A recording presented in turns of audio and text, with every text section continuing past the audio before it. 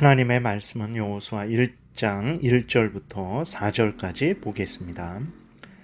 여호와의 종 모세가 죽은 후에 여호와께서 모세의 수종자 눈의 아들 여호수아에게 말씀하여 이르시되 내 종 모세가 죽었으니 이제 너는 이 모든 백성과 더불어 일어나 이 요단을 건너 내가 그들 곧 이스라엘 자손에게 주는 그 땅으로 가라. 내가 모세에게 말한 바와 같이 너희 발바닥으로 밟는 곳은 모두 내가 너희에게 주었노니 곧 광야와 이 레바논에서부터 큰 강 곧 유브라데 강까지 해쪽 속에 온 땅과 또 해지는 쪽 대해까지 너희의 영토가 되리라. 아멘. 기도드리겠습니다. 살아계신 하나님 아버지 감사합니다. 이 시간 또 하나님의 말씀을 전하고 듣습니다. 성령께서 역사하셔서 성경을 통해서 알려주시는 하나님의 뜻을 잘 깨달아 알게 도우시고 성경을 통해서 알려주시는 대로 믿고 따르게 도우소서. 하나님의 영광이 드러나며 많은 사람들을 유익하게 하며 우리도 하나님의 크신 은혜 가운데 늘 거하게 될 줄을 믿습니다. 이 시간도 온전히 주장하여 주시기를 바라고 예수님 이름으로 기도드렸습니다. 아멘. 오늘은 이제 본문 설명보다는 여호수아서에 대한 간략한 개론을 말씀드리는 시간을 갖겠습니다. 여호수아서는 이제 여호수아를 통해서 하나님께서 이스라엘 백성들을 가나안 땅으로 들어가게 하는 내용이 기록되어 있습니다. 이 여호수아는 누구인지 우리가 너무나 잘 알고 있죠. 여호수아는 우리가 잘 아는 대로 모세의 후계자죠. 민수기 28장 또 신명기 31장에 보게 되면 모세가 공식적으로 여호수아를 후계자로 세우고 안수하는 내용이 기록되어 있습니다. 그리고 또 여호수아의 이름이 다양하게 불리고 있어요. 여호수아의 이름은 본래 호세아입니다. 민수기 13장 8절, 신명기 32장 44절에 보게 되면 눈의 아들 호세아라고 이렇게 기록이 되어 있어요. 그런데 모세가 호세아라는 이름을 여호수아로 바꾸어 부릅니다. 민수기 13장 6절에 보게 되면 모세가 땅을 정탐하러 보낸 자들의 이름이라 모세가 눈의 아들 호세아를 여호수아라 불렀더라 라고 이렇게 기록이 되어 있습니다. 그래서 여호수아라는 이름은 모세가 바꾸어서 부른 이름이죠. 그 이후로 계속해서 여호수아라는 이름으로 불립니다. 그러니까 호세아라는 이름은 구원이라는 뜻이에요.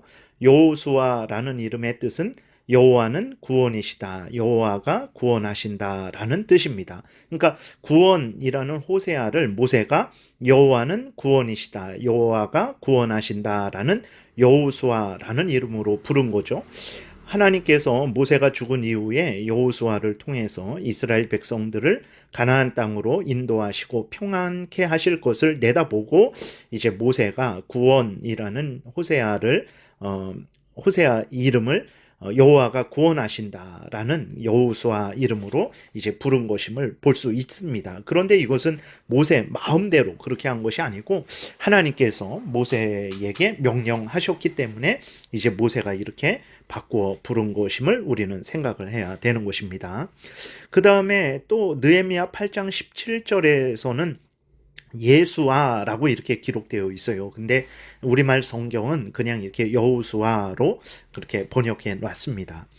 여호수아의 이름에 대해서 이렇게 또 우리가 알아두는 것도 여러 가지 또 의미가 있죠.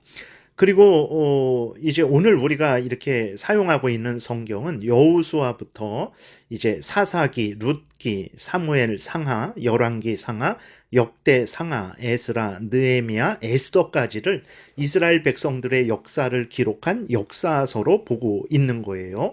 그래서 여러분들이 이스라엘 백성들의 역사를 알고자 하신다면 물론 이제 창세기, 출애굽기, 레위기, 민수기, 신명기도 봐야 되는 거죠. 하나님이 아브라함을 부르신 이후부터 창세기 12장 이후부터 살펴봐야 되는 거예요. 그런데 창세기, 이제 출애굽기, 레위기, 민수기, 신명기는 모세 오경으로 분류해 놓고 율법서로 분류해 놓고 그다음에 여호수아부터 이제 그 에스더까지 쭉 이어서 이스라엘 백성들의 역사를 기록한 역사로 이제 그렇게 분류를 해놓고 있는 거죠. 그래서 여러분들이 여호수아부터 에스더까지 쭉 살피시게 되면 이스라엘 백성들의 그 가나안 역사, 구약 역사를 아주 자세하게 알 수 있습니다.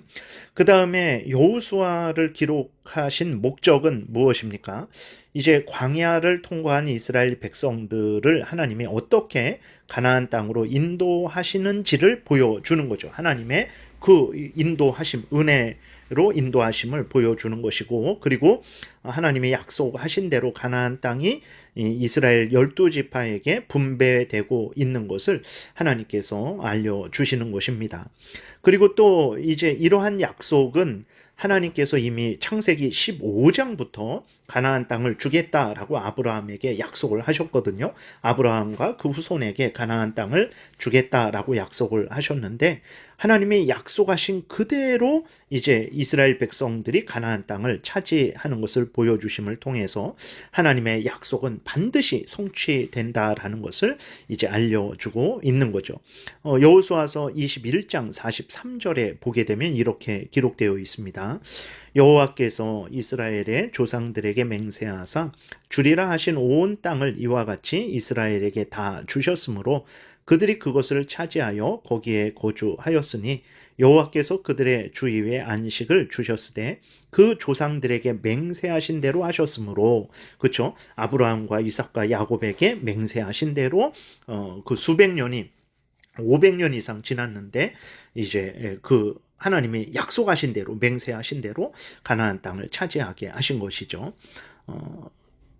44절 다시 보면 여호와께서 그들의 주위에 안식을 주셨으되 그 조상들에게 맹세하신 대로 하셨으므로 그들의 모든 원수들 중에 그들과 맞선 자가 하나도 없었으니 이는 여호와께서 그들의 모든 원수들을 그들의 손에 넘겨 주셨습니다. 여호와께서 이스라엘 족속에게 말씀하신 선한 말씀이 하나도 남음이 없이 다 응하였더라. 여러분들이 여호수아를 보시면서 깨달아야 될 것은 무엇입니까? 하나님이 살아계셔서 약속하신 그 약속은 반드시 성취하신다라는 그 분명한 사실을 깨달아야 됩니다. 성경에 말씀하신 모든 하나님의 말씀은 하나님이 정하신 때에 반드시 성취된다라는 것을 여러분들이 확신을 가지셔야 돼요. 여호수아를 여러분들이 읽고 있는데 하나님의 약속에 대해서 의심이 생긴다. 그것은 여호수아를 잘못 읽은 것입니다. 아브라함에게 약속하신 그대로 하나님께서는 때가 되니까 애굽에서 이스라엘 백성들을 건지셔서 가나안 땅에 들어가게 하시고 그 가나안 땅을 차지하게 하셨습니다. 하나님께서 여호수아를 통해서 하나님은 약속하신 그대로 반드시 이루신다라는 것을 이제 보여주고 있는 거죠.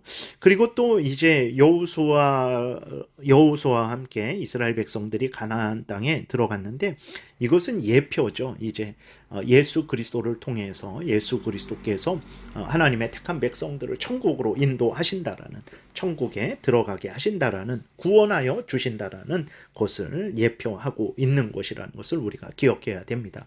그러니까 하나님이 이스라엘 백성들에게 가나안 땅을 약속하시고 가나안 땅에 들어가게 하셨는데 그것이 하나님이 이스라엘 백성들에게 주시는 최종적인 복은 아닙니다. 그 가나안 땅을 약속하시고 가나안 땅에 들어가게 하시는 것을 통해서, 애굽에서 건진받아서 가나안 땅에 들어가게 하신 것을 통해서 예수 그리스도로 말미암아서 죄에서 용서받고 하나님의 자녀가 되어서 천국에 들어가게 하신다라는 것을 구약의 이스라엘 백성들에게도 알려주시는 것이고 오늘 우리들에게도 알려주시는 것입니다. 그렇기 때문에 단순히 이스라엘 백성들이 가나안 땅을 차지하고 그 가나안 땅을 상속받는 것을 통해서 우리가 이 땅에서 잘 먹고 잘 사는 그것만 생각해서는 절대로 안 되는 거예요. 그 가나안 땅을 상속받는 것을 통해서 영원한 천국이 우리에게 주어진다라는 것을, 예수 그리스도를 믿음으로 말미암아 주어진다라는 것을 알려주고 있는 것입니다. 그래서 여러분들이 여호수아를 보면서 이 땅에 계속 마음을 빼앗겨서는 안 되고 눈을 들어서 저 천국을 바라보고 소망하는 그러한 믿음 생활을 해야 되는 것입니다. 그리고 이제 여호수아를 통해서 하나님의 약속을 굳게 믿고 순종하는 자들은 이제 복되다라는 것을 하나님이 또 증거하시죠. 그래서 이제 그 유다 지파가 특별히 그랬죠. 갈렙이 내가 40년 전이나 지금이나 힘이 한결같으니까 하나님이 약속하신 땅을 나에게 주라. 내가 가서 취하겠다라고 이제 갈렙이 여호수아에게 와서 요구하는 것을 보게 됩니다. 그래서 유다 지파가 온 힘을 내어서 하나님의 약속을 믿고 그 땅을 제일 먼저 차지하게 됩니다. 그런데 이제 하나님의 약속을 굳게 믿지 못하고 머뭇거린 자들이 있었죠.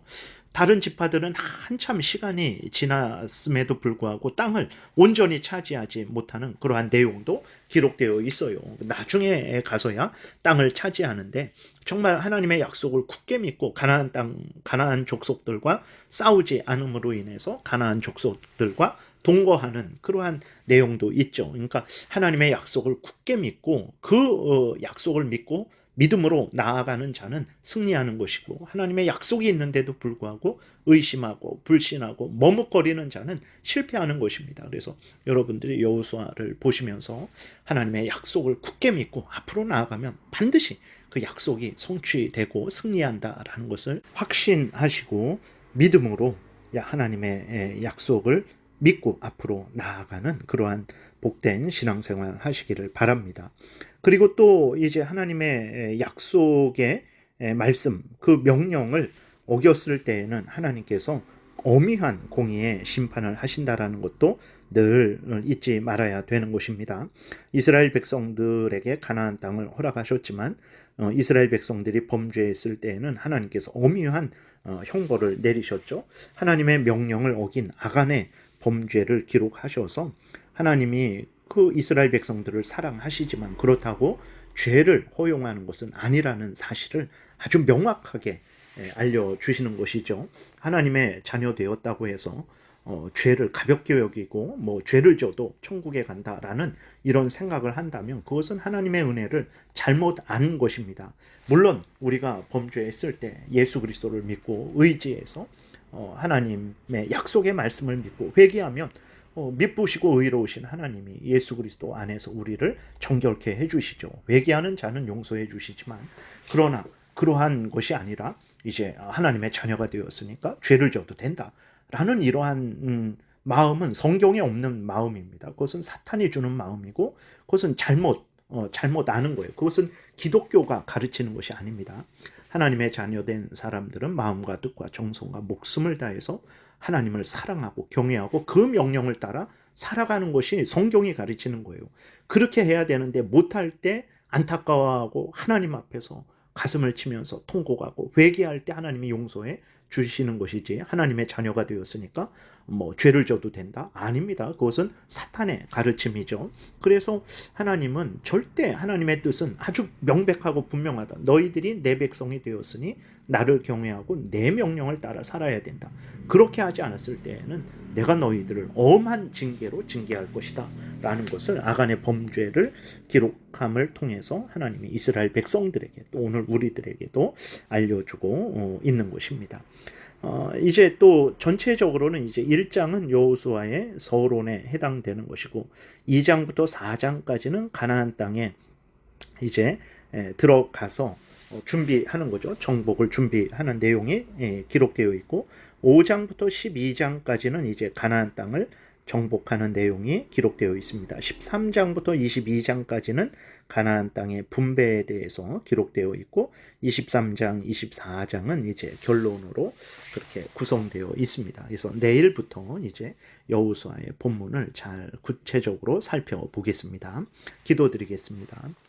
살아 역사하시는 하나님 감사합니다. 우리들이 무엇이 간데 여호수아를 기록하셔서 하나님은 약속하신 것을 반드시 성취하신다라는 것, 하나님은 예수 그리스도 안에서 하나님의 택한 백성들에게 영원한 천국을 주신다라는 것, 그리고 하나님의 백성들은 하나님을 사랑하고 경외하며 하나님의 명령을 따라 살아야 된다라는 이 귀한 진리의 말씀을 우리에게 가르쳐 주시는지요. 하나님의 이러한 크신 은혜와 사랑, 하나님 우리를 향한 하나님의 그 뜻을 잘 깨달아 알고 성경에서 알려주시는 대로 여호수아를 통해서 알려주시는 대로 잘 믿고 하나님 말씀 따라 살아가게 도우소서 감사드리고 예수님 이름으로 기도드렸습니다. 아멘.